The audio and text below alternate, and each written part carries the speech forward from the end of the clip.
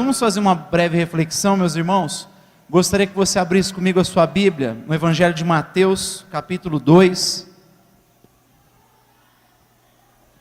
Evangelho de Mateus, capítulo de número 2.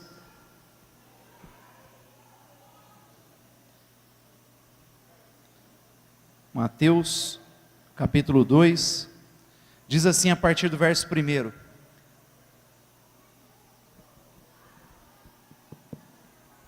Se quiserem fechar o verde e o verde e branco aqui, que eu acho que está dando microfonia. Evangelho de Mateus, capítulo 2, a partir do verso 1 diz assim: Tendo Jesus nascido em Belém da Judéia, no tempo do rei Herodes, vieram os magos do Oriente a Jerusalém e perguntavam: Onde está aquele que é nascido rei dos judeus? Vimos a sua estrela no Oriente e viemos adorá-lo. Quando o rei Herodes ouviu isto, alarmou-se com ele toda Jerusalém. E convocando todos os principais sacerdotes e os escribas do povo, perguntou-lhes onde havia de nascer o Cristo. Eles lhe responderam: em Belém da Judéia, pois foi isto que o profeta escreveu. E tu, Belém, terra de Judá, de modo nenhum és o menor entre os governantes de Judá, pois de ti sairá um guia que apacentará o meu povo Israel. Então Herodes chamou em segredo os magos, inquiriu deles exatamente acerca do tempo em que a estrela aparecera, e enviando-os a Belém, disse-lhes: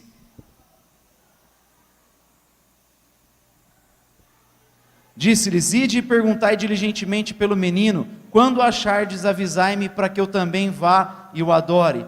Tendo eles ouvido o rei, partiram, e a estrela que tinham visto no Oriente ia diante deles, até chegando, se deteve sobre o lugar onde estava o menino.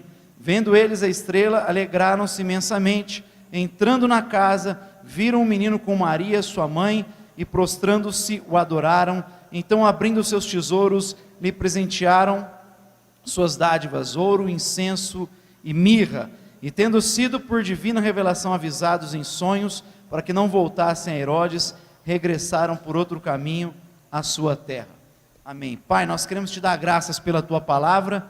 Ministra no nosso coração, nesses breves minutos que vamos passar aqui, que o teu Espírito possa falar com cada um de nós. É o que te pedimos em nome de Jesus. Amém. Eu gostaria rapidamente de fazer algumas considerações sobre o Natal. A primeira delas, segundo esse texto, a gente poderia destacar o modus operandi de Deus, a maneira de Deus operar na história, a maneira como o Rei dos Reis, o Senhor dos Senhores, o Deus soberano, decidiu se revelar para a criação, decidiu manifestar o seu propósito. Aliás, o maior propósito nesse mundo, o maior propósito do universo. O Rei dos Reis, Senhor dos Senhores, decidiu entrar na história em um período conturbado, decidiu levar adiante o seu plano em um contexto difícil, em que provavelmente, se nós estivéssemos no lugar de Deus, não faríamos. Leonardo Boff, que é um teólogo que eu não gosto, mas ele diz algo que é verdadeiro. Ele diz: todo menino quer ser homem, todo homem quer ser rei, todo rei quer ser Deus, mas só Deus quis ser menino. Nisso ele está certo. Deus decidiu colocar o seu plano em ação, primeiro em uma região simples. Jesus nasceu na pobre Belém, uma cidade praticamente esquecida. Ele decidiu fazer isso num contexto onde Israel estava debaixo do jugo romano, onde havia tiranos no poder, e foi nesse exato momento que Deus decidiu começar o seu plano de salvação, colocou ele em andamento. Parece que Deus não conhece muito de marketing, parece que Deus não estudou muito publicidade e propaganda, porque ele decidiu fazer isso num período ruim, de uma forma estranha, porque ele não veio como um poderoso guerreiro, ele não veio anunciando o novo reinado com trombetas, com carruagens de fogo. Ele veio na pessoa de uma criança, ele veio de uma maneira simples, ele veio de uma maneira despretensiosa. O reino de Deus chegou nesse mundo na figura de um bebê, na pessoa de uma criança indefesa. O Rei dos Reis se colocou aos cuidados de um jovem casal, José e Maria, e assim inicia-se o grande propósito de salvação da humanidade. O modo de Deus operar é muito diferente do nosso modo de operar. como igreja, como cristãos, como pais, como mestres. A gente pensa que o evangelho muitas vezes não basta. O que nós podemos tirar de implicação para nós nesse modo de Deus operar na história é que o evangelho é suficiente. O evangelho não precisa de alguma coisa a mais para cativar as pessoas.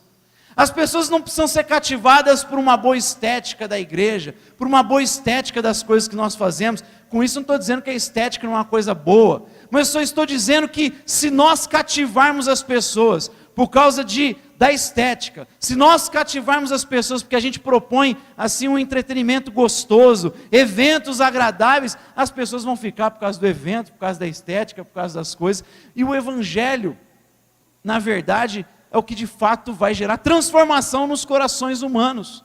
É o evangelho que vai gerar transformação nas casas, nas famílias. O evangelho basta, o evangelho é suficiente. O evangelho não precisa ser contextualizado no sentido de nós tornarmos ele relevante, palatável para o homem dos nossos dias. É por isso que Paulo vai dizer em Romanos: eu não me envergonho do evangelho, porque ele é o poder de Deus para todo aquele que crê. Muitos nos nossos dias têm se envergonhado do evangelho e têm tentado atualizar a escritura, a Bíblia, para ficar palatável para o homem dos nossos tempos. Vamos atualizar a escritura porque é muito difícil anunciar essa mensagem, anunciar esse conteúdo para os nossos tempos, para os nossos dias. Mas o evangelho é suficiente, amém? O evangelho basta. Deus decidiu se manifestar não por meio da violência, por meio da força. Aliás, um pouco antes de ser preso, Pedro havia cortado a orelha de um soldado, provavelmente mirou na cabeça e o cara desviou, acertou a orelha. Ele não devia ser tão bom assim de mira. E Jesus fala: o que você está fazendo, Pedro? Se eu quisesse agora, meu pai enviava muitos anjos aqui e me livrava, mas não é assim que eu decidi operar na história. Não é dessa forma que eu vou cativar o coração dos homens, não é dessa forma que eu vou mudar a realidade do mundo.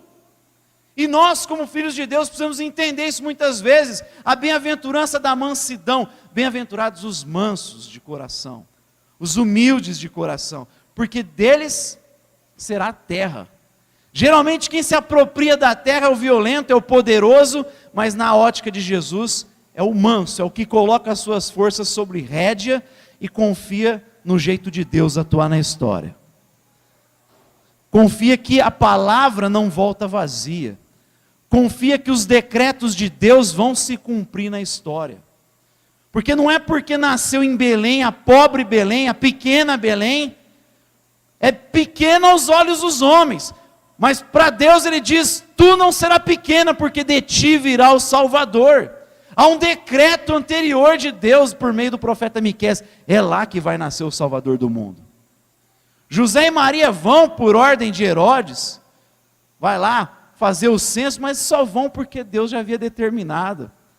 Porque a palavra de Deus se cumpre, não importa quem esteja no poder, não importa a circunstância, a palavra de Deus sempre vai se cumprir. E a gente tem que entender que o evangelho tem esse poder.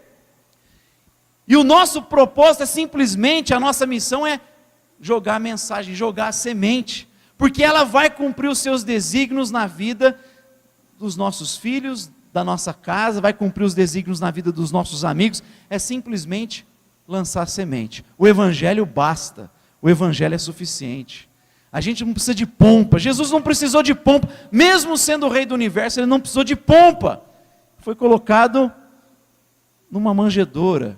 Diz Chesterton: quem diria, ele vai dizer, quem diria que o que havia de mais valor no mundo estava lá numa manjedoura, numa certa ocasião. Num lugar simples estava a pessoa mais preciosa de todo o mundo, de todo o universo. Jesus decidiu agir de uma maneira completamente contrária à nossa lógica humana, à nossa lógica de... Porque a gente acha que o que vai cativar é o poder, é a força, é a violência, é o prestígio, é a influência política. Jesus veio sem influência política, sem prestígio, sem coisa alguma, numa família simples, pobre, mas ali é dessa forma que a coisa deveria acontecer, e é assim que nasce, começa aí o grande propósito da salvação, o grande plano da salvação de Deus. A primeira coisa que eu gostaria de, então, destacar sobre o Natal é o modo como Deus opera na história, e a gente tem que aprender a partir disso, que o Evangelho sempre é suficiente, ele basta. Você pode não estar vendo acontecer, mas é como a semente, Jesus diz, ela vai crescer, uma hora ela vai dar resultado. O nosso papel é simplesmente transmitir, crendo que a palavra não volta vazia, amém? Segunda coisa que esse texto apresenta, segunda consideração sobre o Natal, é o reconhecimento da majestade de Cristo fora do arraial religioso. O texto mostra para nós magos vindos do Oriente, provavelmente da Babilônia, ou de alguma terra ali próxima, porque vêm os sinais de Deus, estão estudando os sinais, eles estão sensíveis à voz de Deus, mas eles não são israelitas, não são judeus, não são do meio do povo, do arraial religioso, mas mesmo assim a graça de Deus opera no coração deles. Porque Deus não se limita ao nosso arraial, Deus não age somente no nosso arraial, a graça de Deus está espalhada no mundo inteiro. Inclusive esses reconhecem, e entre os religiosos de Israel, eles não reconhecem Jesus como Rei dos Reis, Senhor dos Senhores. Quem reconhece são esses magos, vindos do Oriente, desejosos de adorar o Rei dos Reis, o Rei dos Judeus.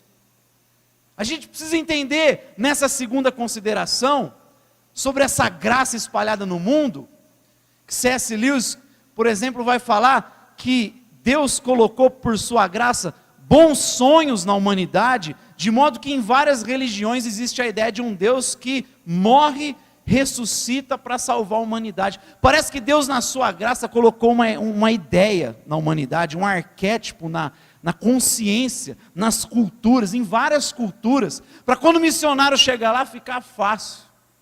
Já está lá, a grande história da salvação está embutida em várias culturas.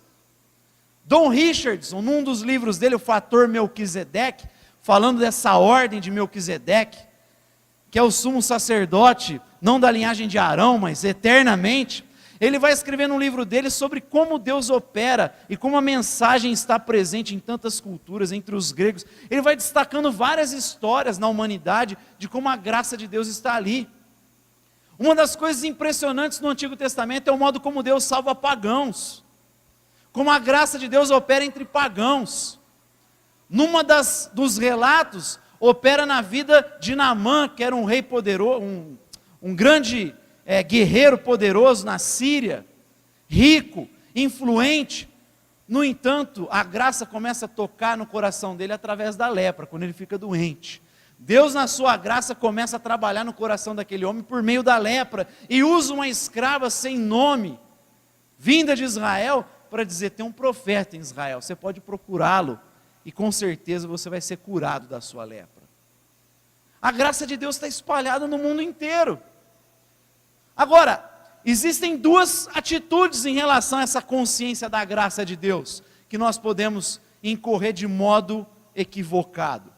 A primeira delas, são aqueles que acreditam que porque a graça de Deus está espalhada em todo o mundo, a gente não precisa pregar o Evangelho mais. Que é aquela ideia de que o amor salva, que Cristo vai salvar todo mundo, aquele discurso universalista. Se a graça está espalhada no mundo inteiro, é porque Deus vai salvar todo mundo, a gente não precisa nem pregar o Evangelho mais, porque pregar o Evangelho se torna ofensivo, fica uma coisa meio exclusivista, afinal de contas, porque só através de Jesus, Deus é amor, e onde o amor se manifesta, a salvação vai ser uma evidência. Não, o Evangelho não ensina isso. Então não é porque a graça de Deus está embutida em várias culturas, que a gente não tem que pregar o Evangelho, como muitos acreditam. Por outro lado, existem alguns que se recusam a enxergar a graça de Deus fora do seu ambiente, fora do seu núcleo de confissão religiosa.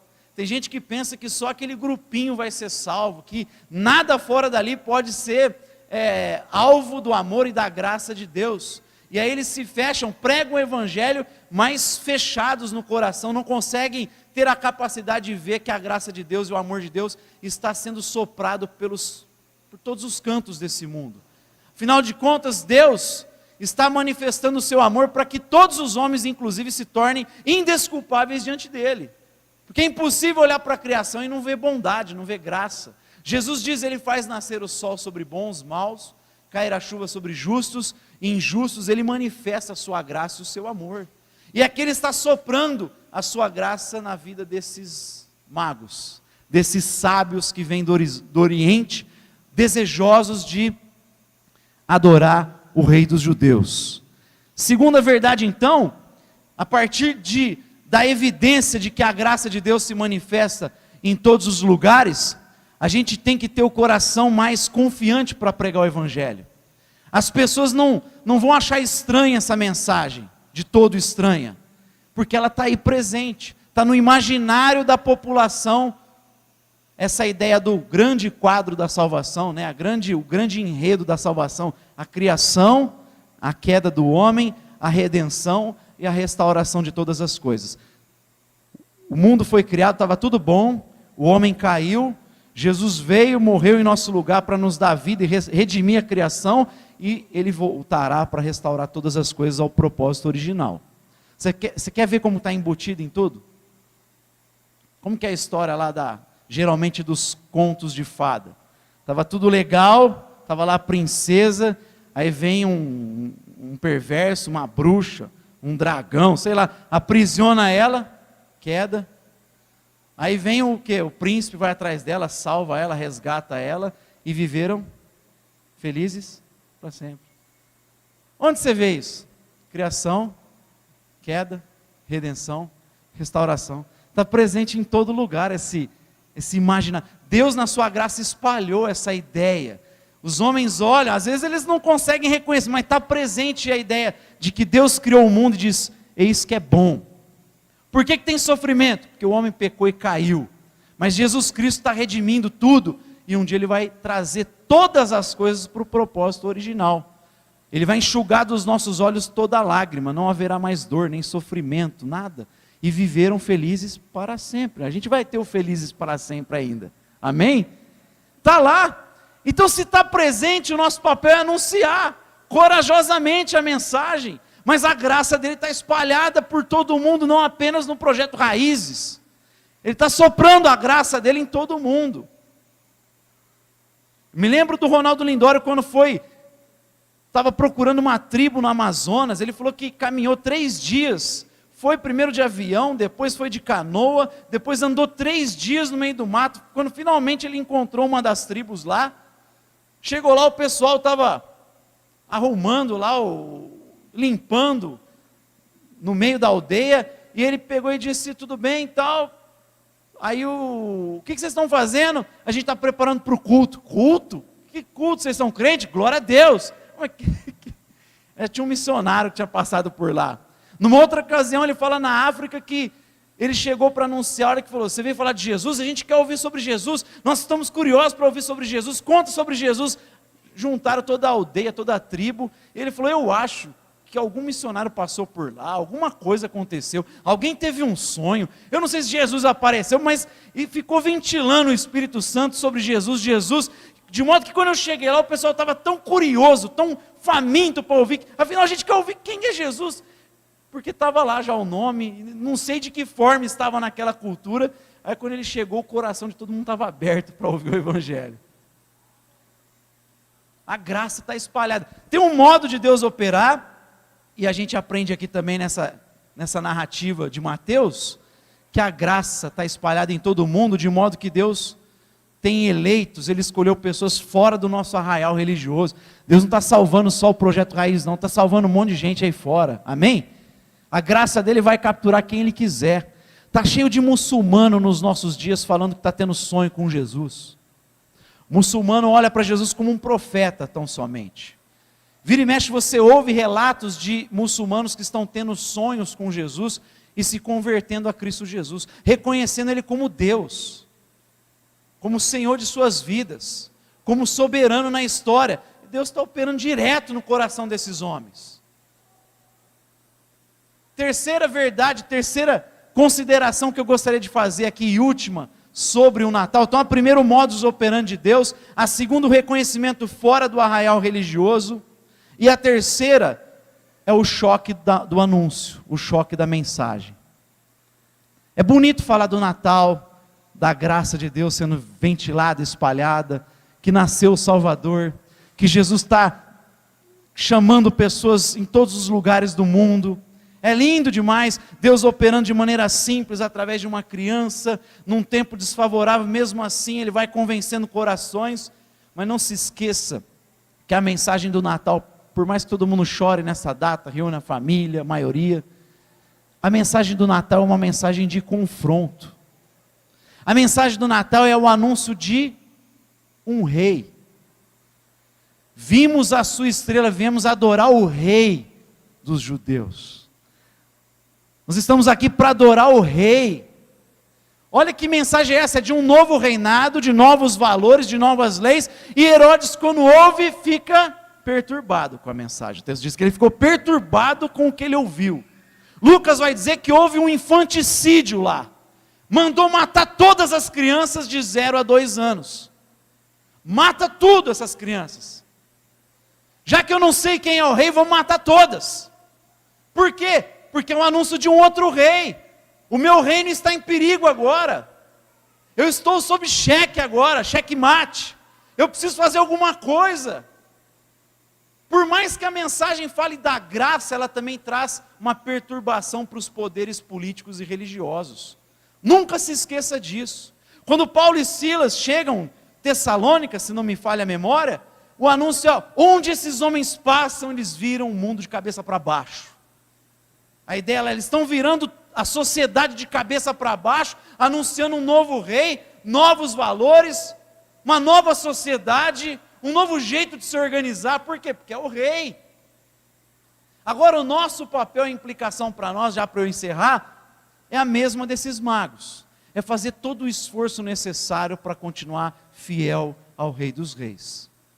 Provavelmente, eles demoraram 2 anos para achar Jesus. Eles acharam Jesus na casa. Demorou para encontrar Jesus. Muitos estudiosos vão falar que eles demoraram para encontrar Jesus um tempo. E por outro lado, o que nos dá força para conseguir enfrentar os poderes que vão se levantar contra a igreja, contra a mensagem? O que garante paz ao nosso coração e força para a gente continuar anunciando essa mensagem? Ora, é o reconhecimento e a certeza que esses magos tiveram. Primeiro que ele é o rei, por isso deram o ouro. O ouro representa que ele é rei.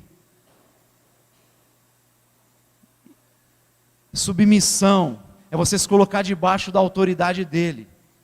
Segundo, é reconhecer que ele é o sacerdote que levou os nossos pecados de uma vez por todas, que intercede junto ao Pai em nosso favor. Por isso, eles ofereceram incenso.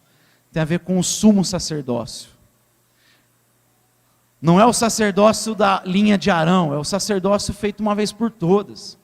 Eles já estão, pela fé, anunciando a obra de Jesus. E a gente só tem convicção para enfrentar os poderes que se levantam contra a igreja quando a gente tem certeza do perdão que a gente recebeu, da nova vida, que a gente recebeu o favor de Deus, que a gente se tornou filho de Deus, recebeu o poder para se tornar filho de Deus. E a gente só tem coragem para continuar quando a gente reconhece que Ele tem a palavra final do profeta. Por isso que eles deram mirra. Jesus, ele tem os 3 ofícios numa só pessoa. Ele é o rei, ele é o sacerdote e ele é o profeta. Em Israel esses poderes eram separados, até para não ter uma corrupção. Então você tinha um sacerdote, você tinha um rei, você tinha um profeta. Quando o rei pisava na bola, o profeta